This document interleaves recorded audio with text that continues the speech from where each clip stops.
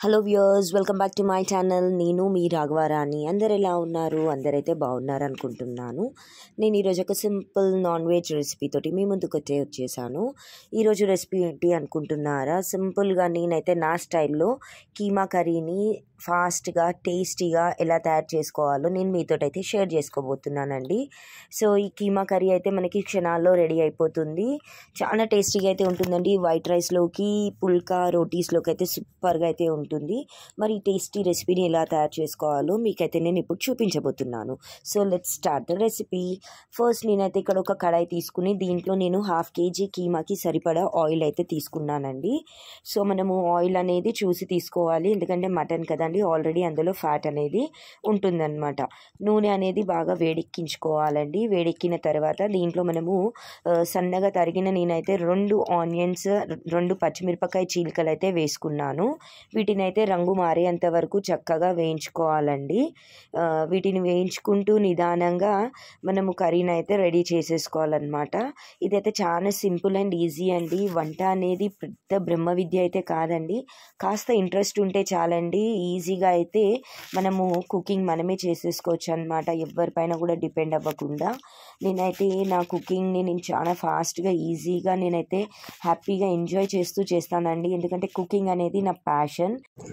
ఇంకా ఇక్కడైతే మనము 1 స్పూన్ సాల్ట్ అయితే యాడ్ చేసుకున్నాము. ఆనియన్స్ అనేటివి తొందరగా ఫ్రై అవుతాయి అన్నమాట. సో ఇలా ఒకసారి సాల్ట్ వేసుకొని చక్కగా మిక్స్ చేసేసుకోవాలి. నేను మ్యాక్సిమం ఇలాంటి కుకింగ్స్ అన్నీ కూడా నాన్ వెజెస్ ఎక్కువ వీడియోస్ తీయడం కోసం సండే రోజే ప్రిఫర్ చేస్తానండి, ఎందుకంటే నాకు అస్సలు వీక్ డేస్లో నాకు అస్సలు ఖాళీ ఉండదు. ఇంకా నేను మార్నింగ్ వచ్చేసి స్కూల్కి 8 వరకు మేమైతే వెళ్ళిపోవాలి. ఒక్క నిమిషం కూడా లేట్ అవ్వద్దండి మా స్కూల్లో.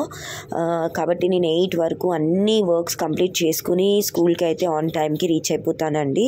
సో నేను ఎంత ఫాస్ట్గా ఎంత ఈజీగా కుకింగ్ చేసుకుంటానో డెఫినెట్గా నేను మీకైతే వ్లాగ్ షేర్ చేస్తాను. నేనైతే మార్నింగ్ పూట వన్ కర్రీ, ఒక పప్పు, ఒక రైస్ ఐటమ్, బ్రేక్ఫాస్ట్, దాంట్లో చట్నీ, ఇలా ఇంకా రోజు రాగి జావా, బాయిల్ ఎగ్స్, ఇన్ని ఐటమ్స్ అయితే నేను మార్నింగ్ పూట చేస్తాను అనమాట. సో నేను ఎలా మేనేజ్ చేసుకుంటాను, ఎలా చేస్తానో కూడా నేను డెఫినెట్గా మీకైతే షేర్ చేస్తాను వ్లాగ్ని. సో ఇక్కడైతే నేను ఒక చిటికెడంత పసుపు అయితే యాడ్ చేసుకున్నానండి. పసుపు కూడా యాడ్ చేసుకున్నాక చక్కగా మిక్స్ చేసేసుకుని వీటిని బాగా అయితే వేయించుకోవాలన్నమాట.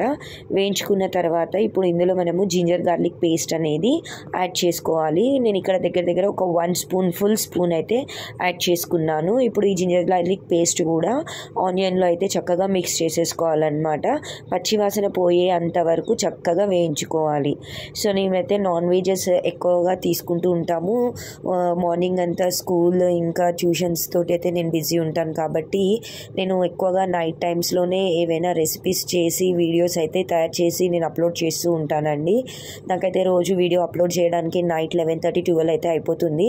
బట్ కష్టపడితేనే కదా ఫలితం. అందుకనే నేనైతే నాకు కుకింగ్ అంటే ప్యాషన్ కాబట్టి నేను కూడా యూట్యూబ్లో ఒక మంచి పేరు సంపాదించుకోవాలనే ఒక తపనతోటి నేనైతే వర్క్ హార్డ్ చేస్తున్నాను. ఫ్రెండ్స్ ఇక్కడైతే నేను ఇప్పుడు కీమాని నీట్గా వాష్ చేసి పెట్టుకున్నాను. ఆ కీమాని ఇందులోకి అయితే యాడ్ చేసుకున్నాను. సో ఇవన్నీ కూడా చక్కగా కలిసిపోయే విధంగా మనము ఒకసారి మిక్స్ ఇచ్చుకోవాలన్నమాట. మిక్స్ ఇచ్చుకుని దీంట్లో ఎగ్జెస్ వాటర్ అంతా కూడా సపరేట్ అయ్యే అంతవరకు మనం కుక్ చేసుకోవాలండి. మూత పెట్టేసుకుని కుక్ చేసుకోవాలన్నమాట. సో నేనైతే ఫుడ్కి ఎక్కువ ప్రిఫరెన్స్ ఇస్తూ ఉంటానండి. ఎప్పుడు కావాలంటే అప్పుడు ఏది నచ్చితే అది వండుకుని అయితే మేము తింటామన్నమాట. సో ఫుడ్ కోసం అయితే నేను పని చేయడానికి నేనేం బాధపడను.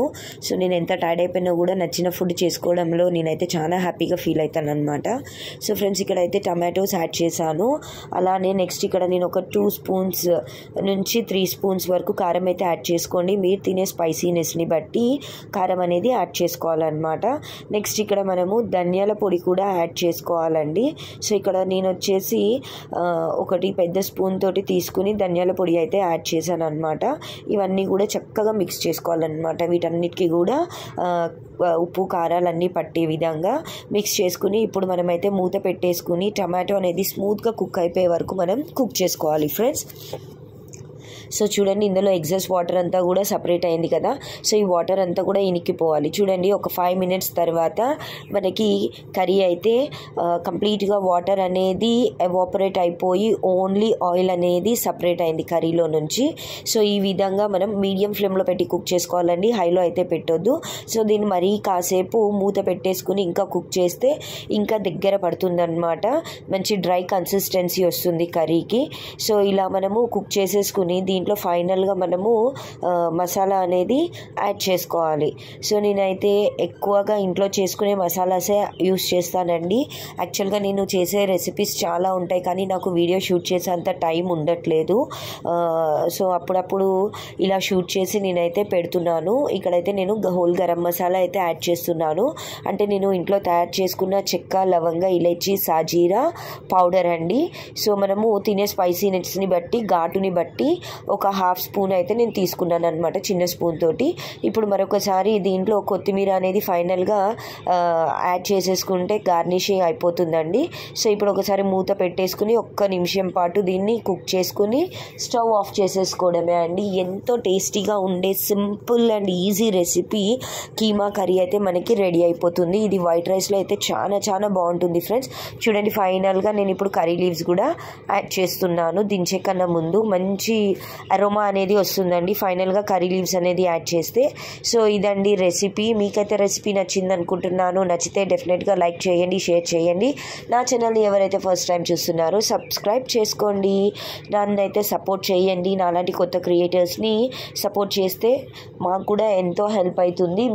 మీరు కొట్టే ఒక లైక్, మీరు సబ్స్క్రైబ్ చేసుకుంటే మేము పెట్టే వీడియోస్ మీకైతే నోటిఫికేషన్ ద్వారా వచ్చేస్తాయి అన్నమాట, మేము అప్లోడ్ చేయంగానే. సో ఫైనల్గా ఇక్కడ నేనైతే మీట్ మసాలా కాస్త అయితే యాడ్ చేశాను. ఇది ఆప్షనల్, మీకు నచ్చితే యాడ్ చేయండి, లేకపోతే లేదు. So recipe is done. Thanks for watching. Please do subscribe to my channel. Bye bye.